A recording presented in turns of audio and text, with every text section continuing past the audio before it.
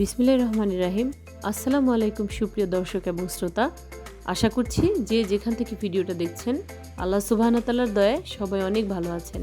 আজকে আপনাদের জন্য নিয়ে হাজির হয়েছি অসাধারণ একটি সেমাই রেসিপি, ঝরঝরে ভুনা সেমাই বা জর্দা সেমাই।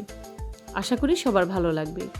আমি এখানে এক প্যাকেট 250 গ্রামের যে প্যাকেট থাকে লম্বা সেমাইটা নিয়ে নিয়েছি।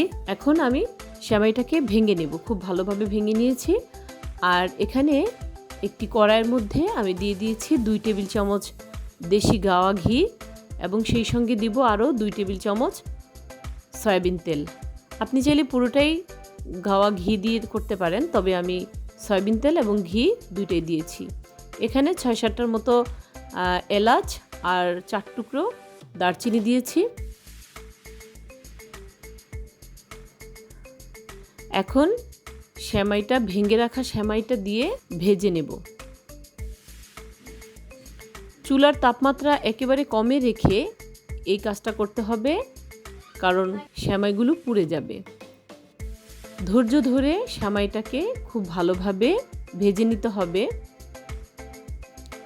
এই পর্যায়ে এত চমৎকার একটা সুগন্ধ বের হবে, আপনি বুঝতে পারবেন যে হ্যাঁ, সেমাইটা ভালো করে ভাজা হয়ে গেছে।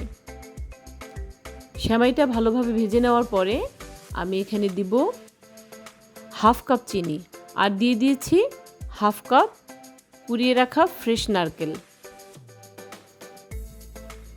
এখন এই চিনি আর নারকেলের সহযোগে খুব ভালোভাবে সেমাইটার সঙ্গে ভেজে নেব।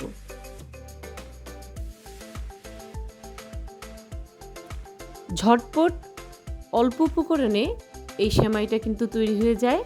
আর আমরা জানি ঈদ মানেই সেমাই।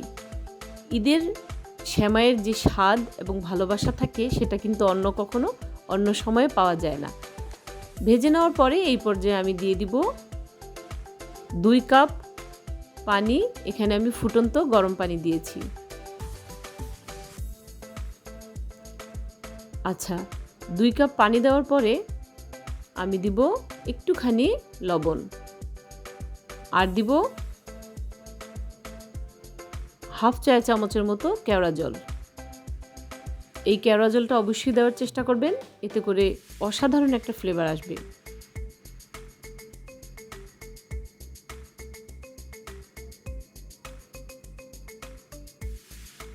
এখন চুলার তাপমাত্রা একেবারে কমে রেখে ঢেকে দিলাম।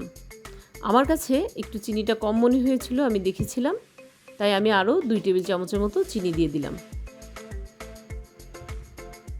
এখন এই চিনিটার সঙ্গে সেমাইটা খুব ভালোভাবে মিশিয়ে দিব।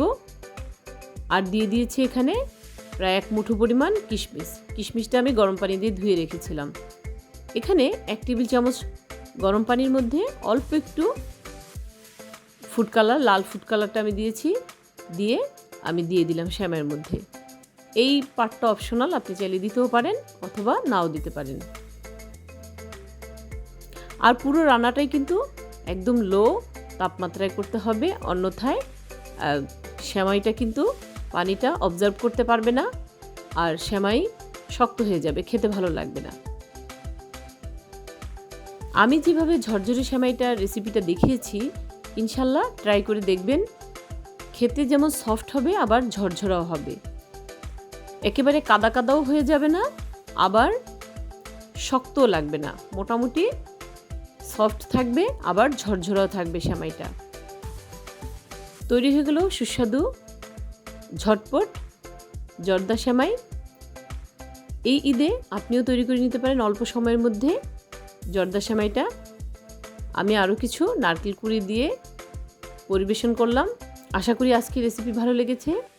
যদি আজকের রেসিপি ভালো লেগে থাকে তাহলে প্লিজ আমার চ্যানেলটাকে সাবস্ক্রাইব করবে, পাশে থাকবেন। সবাই ভালো থাকবেন। আফিয়াতোস।